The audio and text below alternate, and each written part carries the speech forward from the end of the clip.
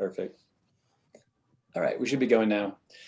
Welcome. Some of you have been here for a bunch of my sessions, so thanks for coming back again, or thanks for coming if you're new to this.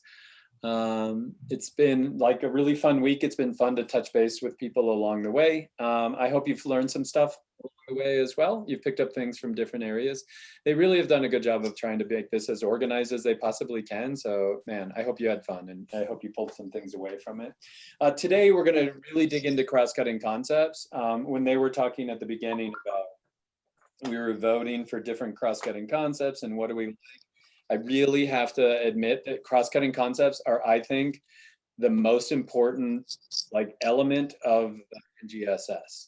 I love the cross-cutting concepts, and I really have been banging the drum for cross-cutting concept for the last 3 or so years, and so it's really fun to see people getting excited about it. For me, when I really started to understand the cross-cutting concepts is when I started classifying questions, and so this was really the gateway for me. How many of you are familiar with the question formulation technique or the QFT? Has anyone done that before? So this is new to some of you. So the question formulation technique is a way to get kids asking better questions. And so it's a protocol to ask questions. It's the QFT. Laura, you could probably add a link maybe to the chat if you get a second. But what I started doing was having the kids brainstorm a lot of questions based on the question formulation technique. And then I would try to classify their questions according to the cross-cutting concept. And what happened was I found that in just a matter of 2 or 3 days, I had learned all the cross-cutting concepts. And I didn't know it before. And I'd been a consultant for years and I still didn't really understand all the cross-cutting concepts until I started actually classifying questions according to the cross-cutting concepts. And it's really a wonderful lens to start thinking about the world. Let me ask a question about something in terms of systems, or let me ask a question in terms of cause and effect. And so these cards that I always hold up in all my sessions about the different cross-cutting concepts, from all the way from systems and models to cause and effect. On the back of those cards are a bunch of questions. So these are a bunch of questions I could ask that would be in the level of cause and effect.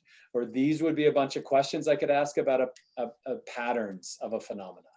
And so using these cards and giving them to your kids as a scaffold to start asking different types of questions in different areas is a really good way to learn what the cross-cutting concepts are.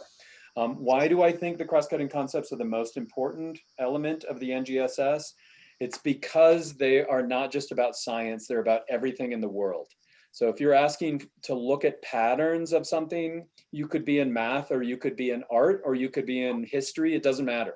If you're looking for patterns, it still means the same thing no matter where we are. And so it's a way of signaling to people about how you're thinking about something. And so another reason why I think it's really, really important is kids understand what a pattern is, but they don't understand what valence electrons are. They don't know the jargon. And so if you can say, let's just look through patterns in the periodic table, what patterns are you noticing? They will know what you're talking about. They don't have to know what a valence electron is. If you give them that knowledge and they look for patterns, then they'll figure out stuff that you've never seen before. And that's all chemistry is. Chemistry, if you were to summarize it, is just looking for patterns. That's all you're doing. If we think of the word periodicity, that will confuse kids. Say, let's look for patterns in the periodic table, that will make sense to kids. And that's really all we're doing. And so the big thing about cross-cutting concepts is it signals to kids, this is how I want you thinking about the phenomena that we're going to dig into.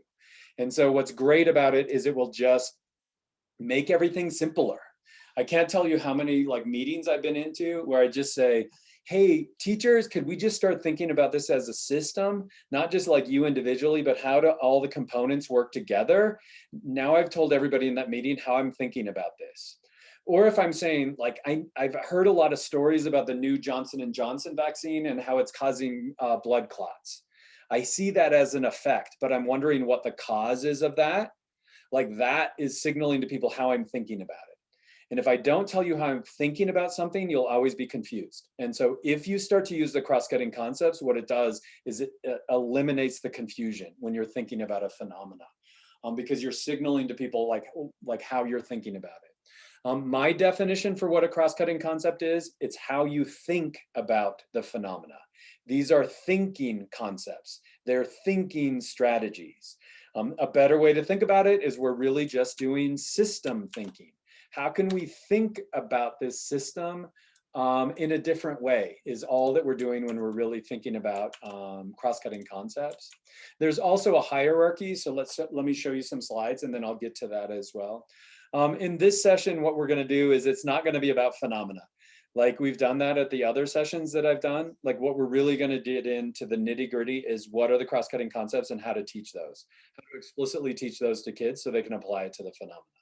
And so the one thing I've seen with teaching of the NGSS is if you just do phenomena all the time, but don't teach them the skills to think about the phenomena, then they're going to be confusing. They're going to be confused a lot. So if we start with this, do these slides show up? Can you see cross-cutting concepts in middle and high? Thank you so much with the thumbs. So today, the biggest thing that I would share with you at the beginning is our website, The Wonder of Science. We have a big section now called mini lessons. And those mini lessons are mini lessons to teach the cross-cutting concepts. And so this has been my big passion project during COVID. I've put together 20 videos with Google Slides and PDFs that go along with it. And these are 20 lessons to teach cross-cutting concepts, ones that you could use right away with your students. And we're going to go through a couple of those today. We're going to do, I think, the highest return on investment for cross-cutting concepts in middle and high school. We're going to dig into cause and effect, but not just cause and effect. We're going to dig into cause, mechanism, and effect. So that's the first mini lesson that we're going to do. And then the second one we're going to do is patterns, but looking at patterns in data. This is something that kids struggle with. How do you make sense of complex data sets when we're trying to figure out the data? And so we'll be looking at patterns there. And so we will always run out of time and we won't be able to do everything that I want to, but know that there will be mini lessons there that you could use right away. I know John Mark was doing a lesson today on cause and effect, and he was using some of the things on The Wonder of Science just with his kids, so you could just use it right away. One thing I would say is that they're not done yet. I've done the biggest important ones, I think, to start: systems, cause and effect, and patterns. And so I'm going to add some other ones. And also, like, the one thing I would add today is you will probably be able to engage today with cause, mechanism, and effect because you probably have an idea of what that means in your brain. Your kids might not. You would have kids in a biology class, I've been there before, where if you ask them to delineate between a cause and an effect, they won't be able to tell the difference. Like, what's the cause and what's the effect? Because no one's ever taught them that. And so know that for some of these mini lessons, you might have to start your kids with like lesson 1. This is what a cause is and this is what an effect is, and that's okay. Like, that's the point. So if we think of the cross-cutting concepts have a hierarchy, and this helped me when I was learning them. What that means is the top 3 cross-cutting concepts that you see above contain the ones below. And so cause and effect contains structure and function. Structure and function is just a simple type of cause and effect. Pattern stands alone, but the other 3 on the bottom, energy, stability, scale, all of those are within a system. And so it's important for you to understand that, like, we should start with the ones on the top. Those are going to be at least the biggest hierarchy when it comes to thinking about cross-cutting concepts. We're going to start with cause and effect. So cause and effect, but not like cause and effect to begin with. We're going to look at specifically cause, mechanism, and effect. So cause is like what happens that determines the effect. A mechanism is going to be more complex, like what are all the connections between cause and effect. And then we'll look at patterns, but not patterns alone. We're going to look at patterns in the data. How do we look at patterns in data and then make sense of the data that we're actually collecting? So of those 20 mini lessons that I've done, we're just going to do a couple. And we'll do it with me showing you how to do it and showing you how to do the thinking first, and then you'll do it. And so it'll be kind of a gradual release of responsibility. I'll show you how to do it first. I'll show you how to do it in the Google slide, and then you'll go into breakouts and you're going to do it on your own with kind of groups so you can apply it. Cross-cutting concepts is not something you can learn just by talking about it. You actually have to apply it. and you have to talk to other people. So that's super important. So the first lesson we're going to do is thinking in causation. I'm going to show you a useless box as a way to introduce this. And we'll do this one kind of just showing you my thinking. And then you'll look at a music box and you're going to do the same thing. And then you're actually going to do science. And so the first two are not science. I'm just going to try to teach you what cause, mechanism, and effect are with just things that we find around us. And then we'll actually apply it to the science. And I think that's really important. If you were to say to the kids, hey, we're going to look at evolution and identify the cause, mechanism, and effect, they're trying to understand like 3 different things at once: the phenomena, like what you want them to do, and then cause, mechanism, and effect. So I really think it's important that you do these mini lessons without science. And when you go into the breakouts on your first sample, if somebody tries to go all science on it, tell them to just slow down, cowboy. Like, we're not doing science yet. We're just trying to learn this idea of cause, mechanism, and effect, and then we'll apply it to the science in a second. And so don't use jargon of science, just use like basically how does it work. The best way to think about a mechanism is like a clock. Like, the effect is we see the time, but the mechanism is how all the gears work on the inside is a good way to think about a mechanism. So let me share my screen for just a second. So let me do this. Okay, cool. So what we're going to start with is cause, mechanism, and effect. You might have kids, like I said, who don't know what cause and effect are. And so like you may need to teach them that on what cause and effect are. And the easiest way to do this is my first lesson always with cause and effect is simply a domino that falls over. So like I would gather students around and I would say, all right, tell me what happened and what was the cause and what was the effect. So like, I'm going to knock this over. Tell me what happened, and then what was the cause and what was the effect. And I would want kids to say, oh, that's easy. The cause is going to be you hit the block. So that's going to be the cause, and the effect is going to be that it fell over. So like some kids will struggle with that. I was working with a biology class at CNG in Colombia, and they had biology kids who couldn't identify the cause and the effect. So like do that mini lesson if the kids don't know what it is, and explain to them like the cause comes before the effect, but that's not what we're going to do here. We're going to do cause, mechanism, and effect. And so to understand this, we're just going to use this, and I'm going to show you my thinking. So I'm going to show you how to kind of do this. So this is a useless box. A useless box is a box where I turn the switch on. It goes really fast, so you'll have to watch quick.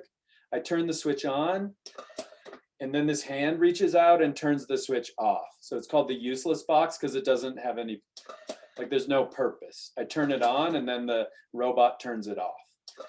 So the first thing I would say is, what is the cause and what is the effect?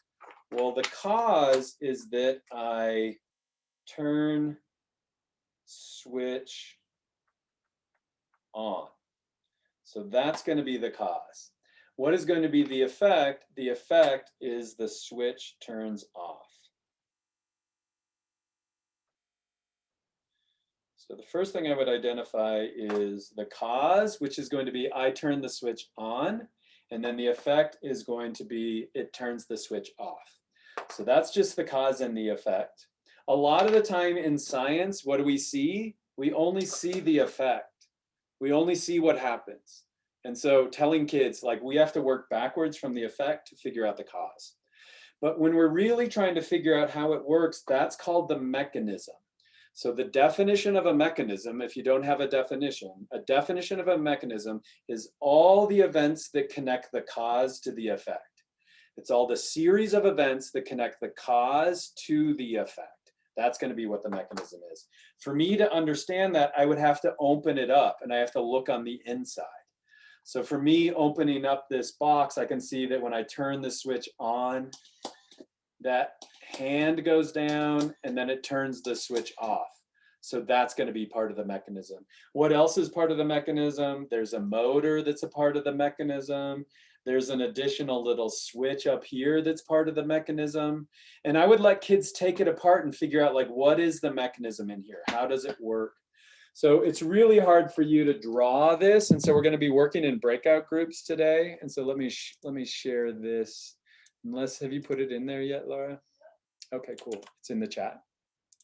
Awesome. If you could open up the chat, and there is a link to the Wonder of Science. Does that load for you guys? All right, perfect. Awesome. So your breakout slides are going to be in there. If you've done any work with me this week, you'll always be able to find that. It works best in groups. If you have one person just take over, share their screen, and do all the dragging around. That's probably the easiest way for it to work. We're going to start with, let me show you my thinking, and then I'll show you how to use the graphic organizer. So if you could just find me in Zoom for 1 second, and then we'll put you into breakouts. And so if we look at the first one, so for the one that I was just doing, we're using Paul's slides. So this is be down at the bottom. So I'm going to show you my thinking. So the first thing I would do when I'm doing this, if I'm doing cause, mechanism, and effect, first thing I would always do is define what is the system that I'm studying. So it's really important when we start using the cross-cutting concepts that we define the system that we're going to talk about. So in this case, the system that I'm going to talk about is going to be, let's see, let me try that again. The system is going to be just this useless box. So I'm going to drag it up here. In any of the cross-cutting concepts videos that I've made, there's always going to be a slide deck that looks like this. Everything on the left side, you can drag over to the right side. So these blocks over here are kind of mirrored against those blocks I was just showing you on my whiteboard. And so what I would do is drag the cause over. So the cause is going to be switch turns on. The effect is going to be switch turns off. What's going to be the mechanism? Well, a motor comes on. Motor turns on. That would be one part of the mechanism that I can hear. Another thing is that the arm moves. And so once you've said, like, what are all the events that are happening, then you can start dragging these relationships up. So you can start dragging these little arrows that say, when I turn on the switch, the motor turns on. What does the motor do? It moves the arm. What does the arm do? It moves and turns the switch off. And so what I'm trying to show you is all the mechanism here in the middle. What are some other things that must happen? There's maybe another switch that turns the motor off. So I can drag all of the parts into the mechanism and then connect that. So for me, I've done the useless box for you. What I want you to do is one on your own. And so when you go into the breakouts, the first thing I want you to do is show me the cause, mechanism, and effect for this music box. And so we could define the system as the music box, and then show me what the cause, mechanism, and effect are. If you want to see the music box in bigger, you could look on the next slide and it'll show you in more detail. And if you want to hear the music, there's a little YouTube clip, so you could click on this and you could hear it as well. So what is our squad going to do as a team? We're just going to identify the cause, mechanism, and effect for this. Once you're done, then go to the next one, which is going to be the evolution of the beaks of the finches in the Galapagos. And so now you're going to do science. So I've got some data here to show you that. But don't go to the science slide first. Understand what cause, mechanism, and effect are as a group, and then we'll go to the evolution one in a second. Can I give a thumbs up if you understand what we're doing? Does that make sense to you in the groups? I'm seeing thumbs up. Laura, if you don't mind starting groups, I don't know how much time, maybe 15 minutes? Does that sound good? 12 minutes. You get 12 minutes. Good luck.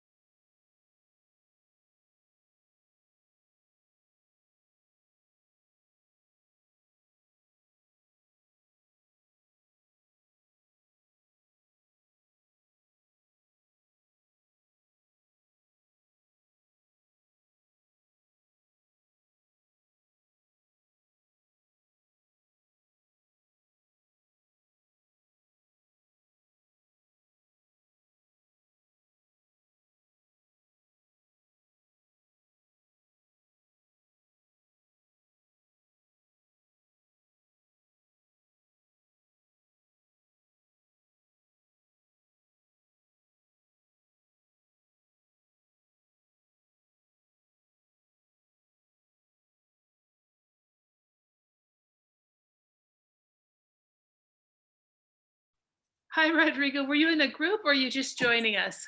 Hi, I was in a group, but people are not talking. So maybe could I move on another group? Yeah, let me put you in group one and see how that goes. Perfect. Thank you.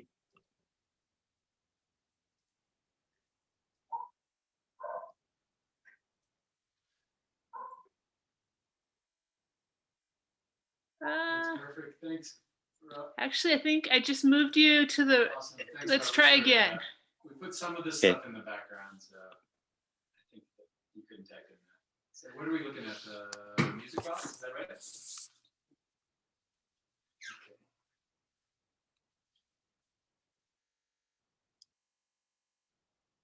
Hi, Lisbeth. Hello.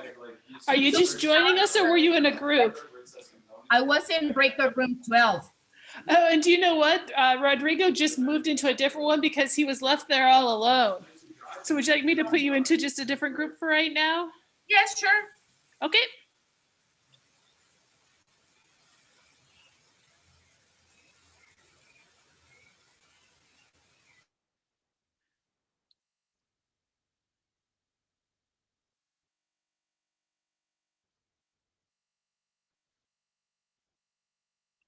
Hello, how are you?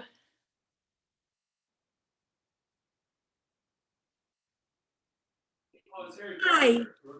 Something happened. I got kicked out of the meeting and then I'm back. Sorry. No, that's okay. And everybody like in your room 12 kind of has gone to a different room now. So I'm just going to assign you to another room too. Is that Thank okay? you. I actually started talking to people and nobody would reply and all of a sudden it was out. That's what I think it was Rodrigo said. He's like, everybody's gone. So here you I go. was kicked out. Sorry, internet No, connection. no. It's not a problem. It's funny. Room 12 had some weird stuff going on. Here you go. Okay.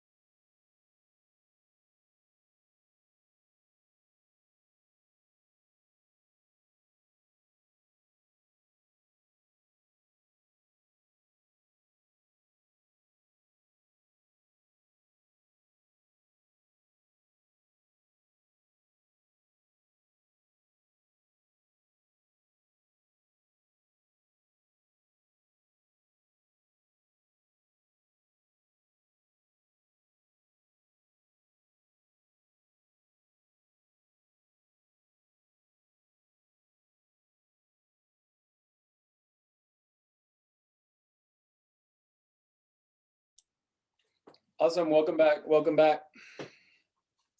Welcome back, everyone. For me, I don't get to join every group. Sorry about that. I've tried to go to as many groups as I can.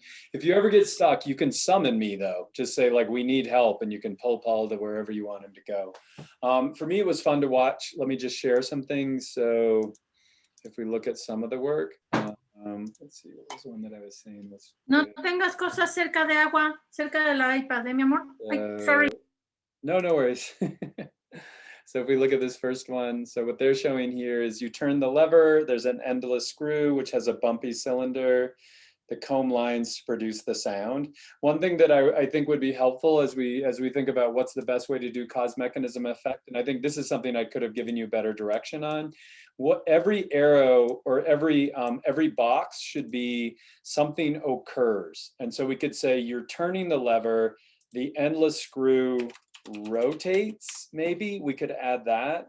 The bumpy cylinder turns, and maybe the pins hit the comb lines, and then the comb lines produce sound or something like that. So a better way to start thinking about it is making sure that every block has something that happens, or we would call this in science an event. There should always be an event happening in each of those boxes. What does the arrow represent? It represents cause. So like the turning of the lever causes the endless screw to rotate. I love endless screw. It's a really cool idea and a cool noticing. And then the endless screw rotating causes the bumpy cylinder to turn. And so you have to like teach kids how to do this with something like this, and then you would go to the next one. You can see this group, they're still working on it. But like the key thing is it's a dry year, and the dry year does something. So like for me to explain to you what this is, in evolution, the effect is going to be evolution. The cause is going to be change in the environment, and the mechanism of evolution is called natural selection. So that's how natural selection works. It is like, I'll tell you the quote unquote right answer. When it's a dry year, all the birds that have narrow beaks can't open the seeds and they die. So like what happens if it's a dry year? The birds with narrow beaks die. The ones that don't have narrow beaks survive, and then the population gets bigger beaks over time. So like, why is it important to do the mechanism? Because that's maybe the most important thing in all of biology. The whole year is going to be mechanism after mechanism after mechanism. If you teach chemistry, what is the effect? An increase in reaction rates. What is the cause? An increase in temperature. What is the mechanism? Kinetics and collision theory. There's nothing in science where we don't have a cause and a mechanism and an effect. And you're signaling to kids like, this is how I want you thinking about this idea. I know when we worked with CNG in Bogota, in their biology class, they said, we're going to put cause, mechanism, and effect in the front of the room, and we're going to use that every day and every week. Kids are going to get better and better at doing cause, mechanism, and effect. It's super important to teach them what the mechanism is, and then how do we make that. But again, don't jump right to the phenomena. I think you would have done a better job since you started with a music box. Like you're just learning how to do the music box right with the boxes and the arrows, and then you're going to move to the science after that. Each of this takes practice, and on the Wonder of Science, we have examples like this, and you can just use the ones that we have. And I also have an answer key. So as a teacher, you can look at like how I thought through it and what my thinking looks like. So you could look at one like that before the students actually do it.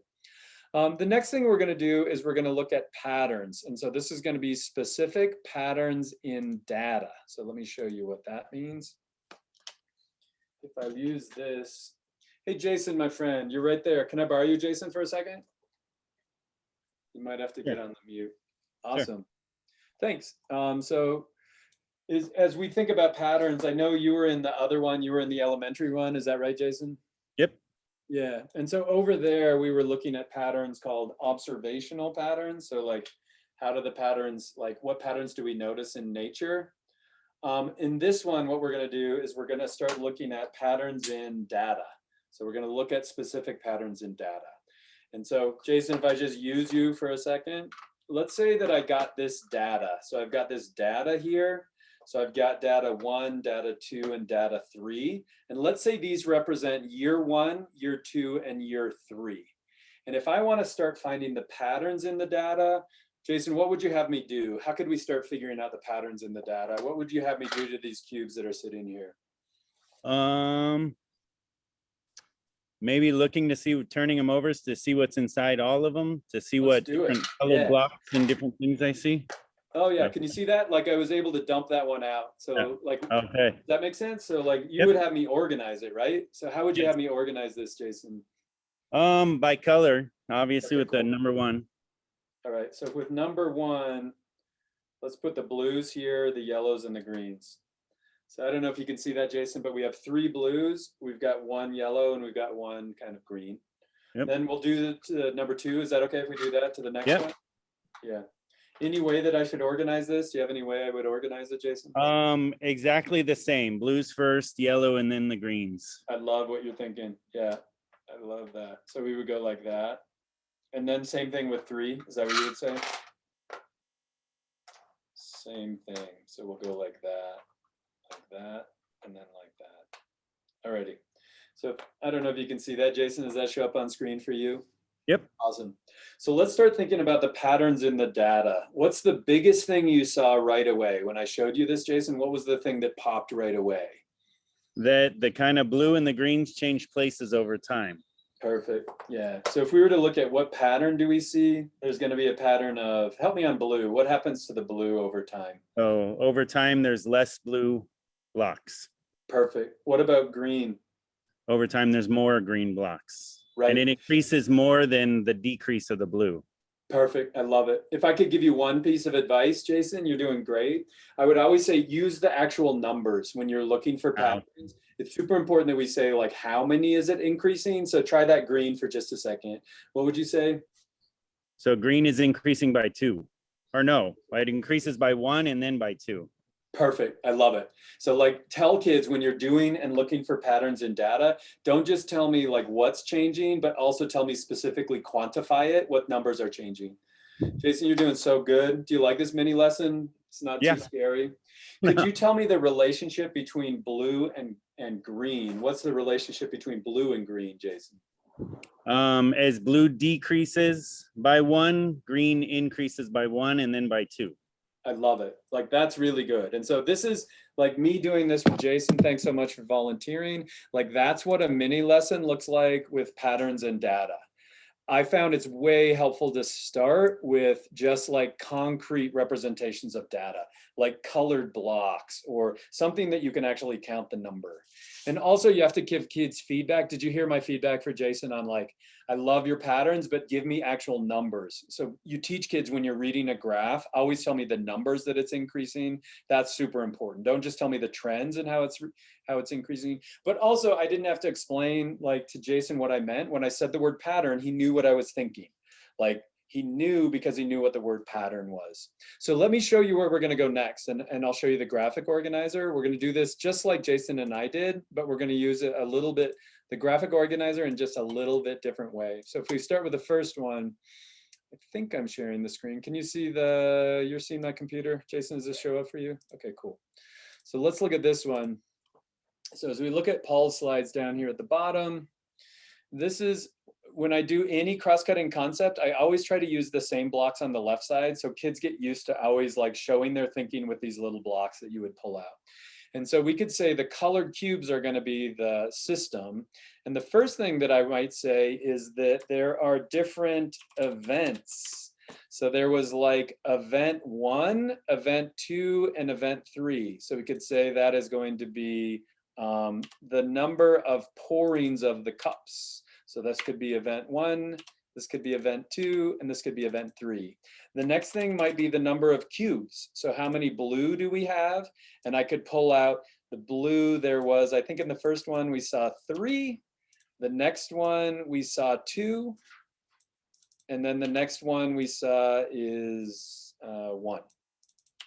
So this would be event 1, 2, 3. So it's like box 1, box 2, box 3. The number of blues in the first box was 3, then 2, then 1. Now you might say, why don't I just add a table? It's going to be way easier because we're looking for patterns. We're looking for patterns in data. And what is a bigger deal? The blue as a pattern is more important than the number 1. And so we're trying to show hierarchy as we do this as well. Next one might be green. So we could say green is going to be the next one, and then the next one might be yellow. And so this is how you'll look for patterns in data.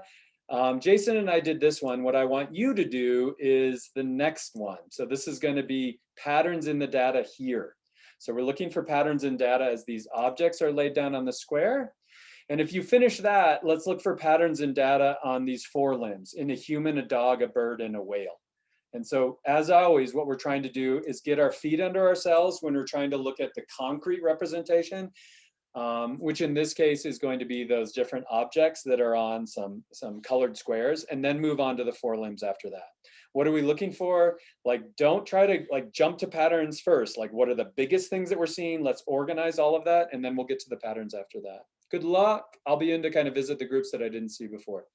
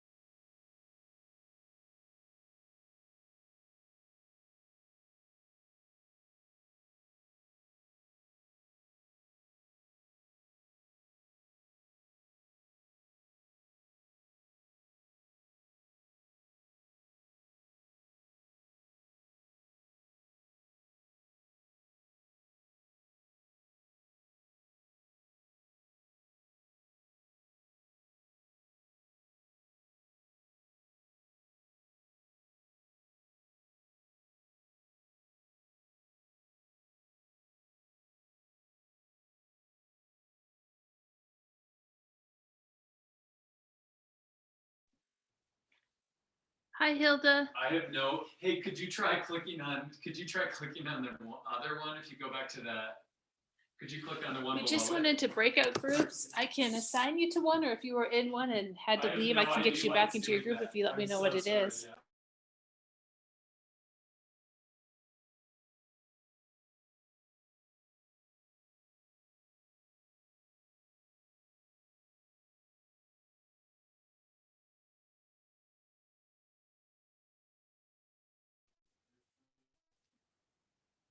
Hilda, if you want, I can assign you to a group. I just don't know if you were in one before.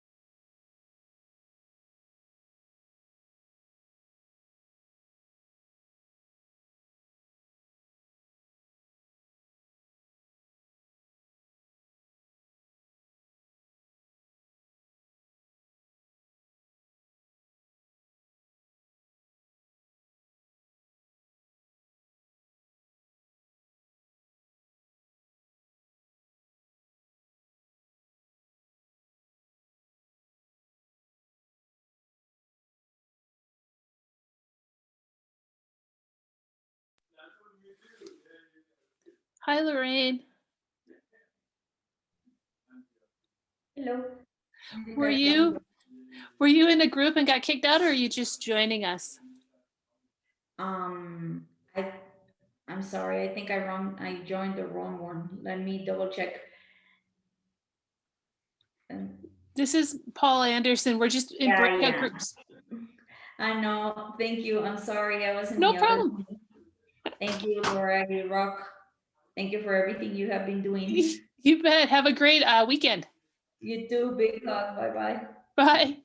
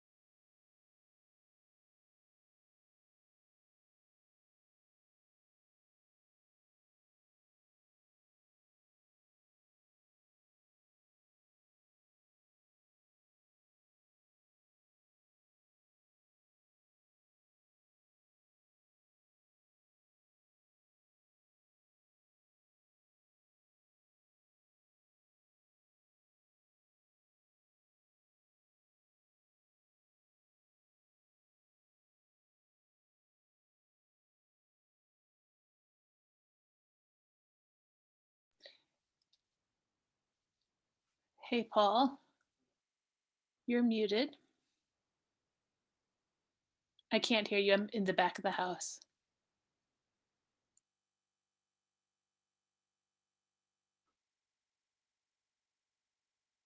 No worries. They'll be back in 48 seconds, and you'll have like about 4 minutes.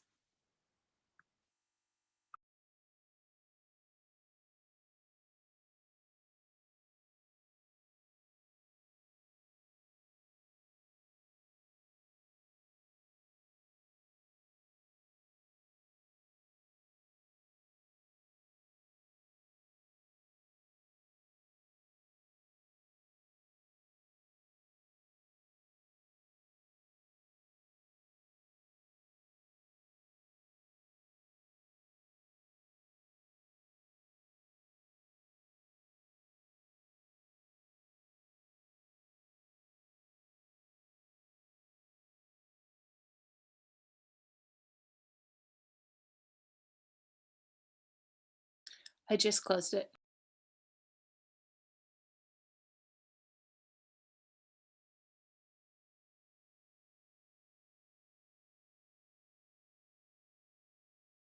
Welcome back, everyone. Welcome back.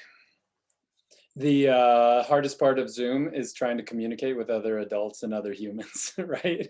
Like, what pattern are we looking at and how are we starting to do this? I think it is Like the biggest thing I hope as a takeaway is you have to like, talking about something doesn't help. You have to get an idea out on the slide or on a piece of paper, and then let's talk about what's there.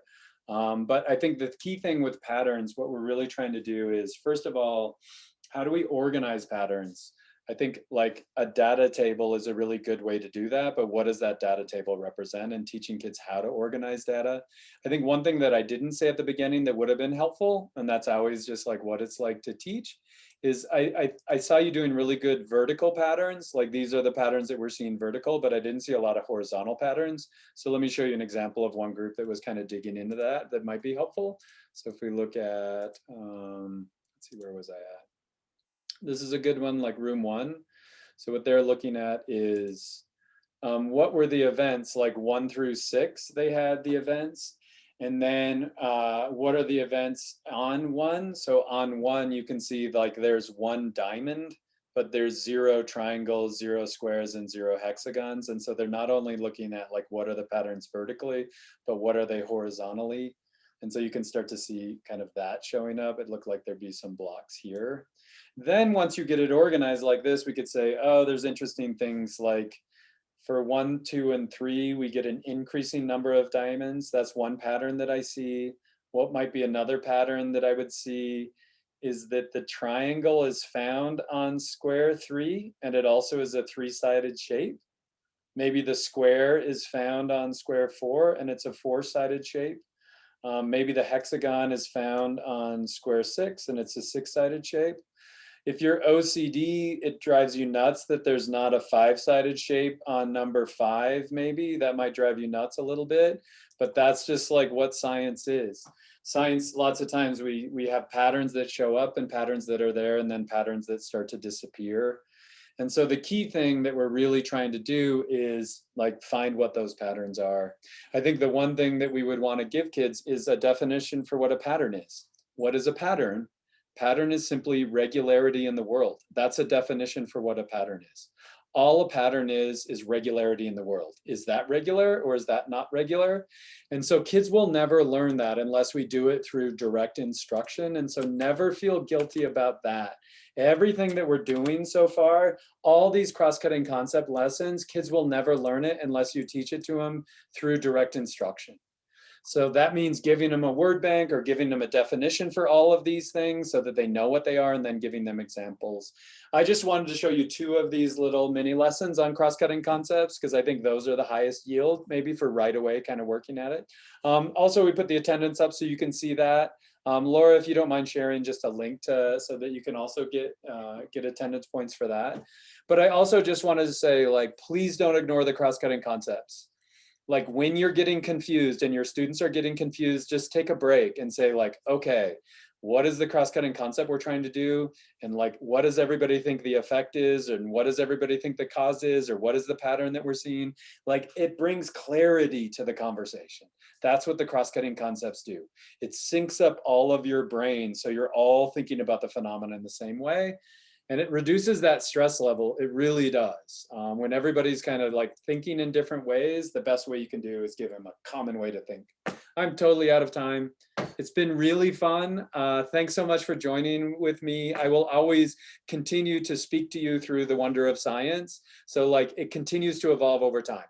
So like, please go back and visit it and you'll see like the best things that I'm working on now. And I'll always try to share them there. But also, if I were to use the final cross-cutting concept of systems, the most important thing is not me, it's all of you working together and the relationships between you and how those relationships grow over time. Thank you so much. If you had specific questions, I don't mind hanging out for a little bit at the end to answer questions, but thank you to Laura for organizing this. Thank you so much and have a great rest of the year. Thank you so much. Thanks. Thank you, Thanks, Bob. Thank you so Angelina. much. Thank Good you so luck. much. Bye-bye. Thank Bye-bye. you. Thank you. Bye. Bye. Thanks, bye. Thanks. Cheers. Thanks, Marta. Awesome. Thank you, everyone. Thank you. I don't know if there were any questions or you guys all good. Bye, Marta. Thank you, Perfect. Mr. Andersen, I just would like to know if I can have some feedback about the mail, or you can send it to me, or just I a will. few comments. I'll really appreciate it. Yeah, absolutely. I will definitely write an email. I've just been busy today, but I'll write you an email. I know. It's just, No worries. thank you so much for everything. Absolutely. Yeah, thanks for coming. Have a great one. For you and for Laura. Thank you. All right, I'll tell her you say thanks. Thank See you, you. Sandra. Bye. Cheers.